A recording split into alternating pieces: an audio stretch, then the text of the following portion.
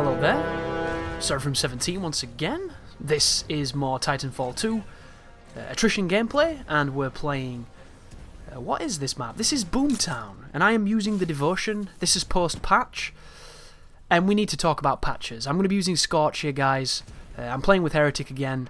We're going to be putting a real number on this team, and I need to talk about the patch notes. I'm going to do them off the top of my head, so I might miss some of the minutiae, and I'm probably going to make a detailed video about what the actual changes were, so to give people an idea who don't know. But I expected the Devotion to get touched, because as it stands, I think this is the most disgusting gun in the game.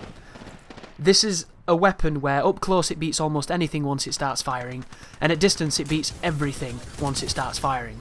Because if you don't know, the Devotion starts off quite slow and builds up speed, and as it builds up speed, it gets also tighter on its spread, so it becomes more accurate and it becomes more dangerous.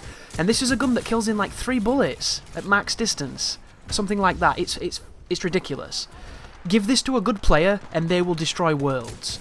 It's a gun that is so powerful that I haven't unlocked it with my credits, because I know I would go to it on every time I was up against a tough team and I'd feel dirty because it just kills. It's ridiculous. I got like a 30 kill gameplay the other day with it, and I wasn't even doing that well. I didn't feel like I was. The gun is just that good.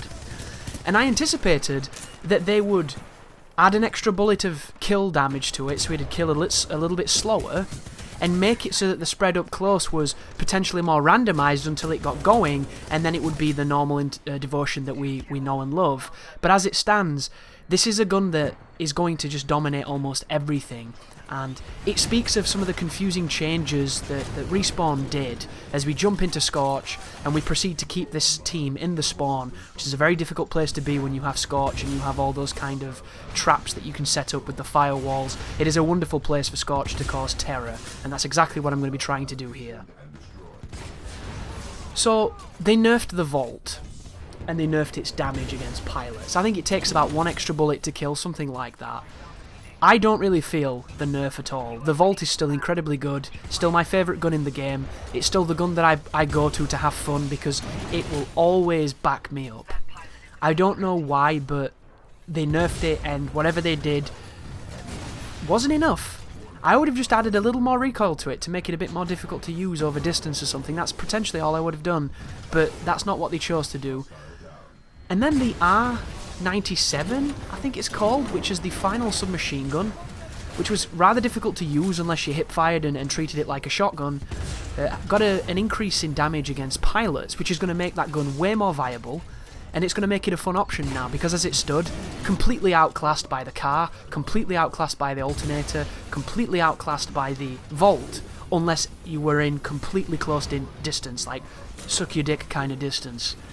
So now, it's going to shine. I think it's going to be a fantastic weapon, and it was already pretty good, as this guy Chain rodeos me, because I absolutely hate that you can do what players are starting to do with that, and I goose him in the air, thank God, so go... Oh no, I don't, I get an assist, damn it. Heretic gooses him with the railgun, the cheeky bastard. I thought I was definitely going to get that one. So they've made that gun more competitive against the other SMGs, which is a really good change, I think. It's potentially not the change I would have done. I would have maybe changed the recoil at distance to make it a bit more viable at mid to mid-range. Maybe, I don't know, give it some kind of different benefit. But that's one of the things they changed. They made it so that the damage drop-off on the flatline is better at mid to long range, which means the gun is now going to be more consistently damaging at better ranges, which is exactly what I think an assault rifle should do. The flatline is a gun where if you get good recoil, you can do damage with that gun, but it felt at distance like it was underperforming. And in a game where SMGs can hipfire at max distance and kill you very quickly, your assault rifles need a reason to exist. And the Flatline's reason was the extra damage, and if you got the lucky recoil, you could kill people faster than almost any other gun in the game. So adding that to that gun is going to make it a lot more viable at distance, and it's going to make it a lot more fun to use. I don't know why they didn't potentially make the recoil a bit more predictable, but once again, they made some very interesting changes, and it'll be interesting to see how people feel about them. So, swiftly moving on, I can't imagine one planet where the Hemlock wouldn't get touched. I appreciate on PC it's potentially outclassed by other guns because of the difference between mouse and keyboard and controller, But on the console, the Hemlock is worse than the M16 in COD 4. It is literally a one-burst machine at ranges that don't make any sense. And thanks to the more than plentiful and generous aim assist, it can enable somebody who doesn't even need to aim to kill you very quickly. And did you see that? Interrupts my core with an execution. I absolutely hate that. It's a disgusting mechanic. So the Hemlock didn't get touched, and I thought it would, because I got a gameplay the other day where I think I got like 25 kills, and every time I shot people I was getting one-shots. It was a nightmare for the other team. And it's one of those things where the Hemlock can be hit and miss, but I think they should have addressed how that gun works. I think when you fire the Hemlock, the spread on it should be quite wide, and the longer the bullet travels, the closer the spread comes. So at a distance, it can kill in like 1 to 2 bursts, even one burst if you aim at centre mass. But anywhere close to medium and close range, the spread is so hit and miss and random that it performs like a triple burst rifle should. It's a specialist gun for specialist distances. You should not be one-bursting people in SMG ranges. SMGs should be winning, and I think that it's too strong at the moment for consoles. It completely outclasses the G3 because the G3 you have to do individual shots, and the G3, it's called the G2, I'm sorry guys, you know what I mean though. The G2A3 I think it is. It's a fucking G3, it's a future G3. And I'm only using the Smart Pistol here because of the random boost. I generally don't run this gun, I don't like it. But like the G2 takes so much more skill to use because of the individual shots, and that's already a very good gun that's incredibly dominant in the game if you know how to aim because of how powerful it is. You can kill people in 2 bullets with that gun, sorry. But the Hemlock is just a murder factory when it wants to be. Other times, it's randomly hit and miss, but for the most, it's a really strong choice, and you would not think in a game this fast that a more defensive weapon would be so dominant, but it is. And if you haven't tried it, guys, you really need to, because it's one of those really bizarre things that I don't think it should be half as good as it is outside of at long range. Long range should be the distance that gun works at. Every other distance should be a gamble. That should be a class you need to put a pistol on to do well up close, because it shouldn't do what it can do, I don't think. And then the other changes, they made the EPG have more splash, and I can't really remember any other noticeable ones, other than the ridiculous nerf to Cloak.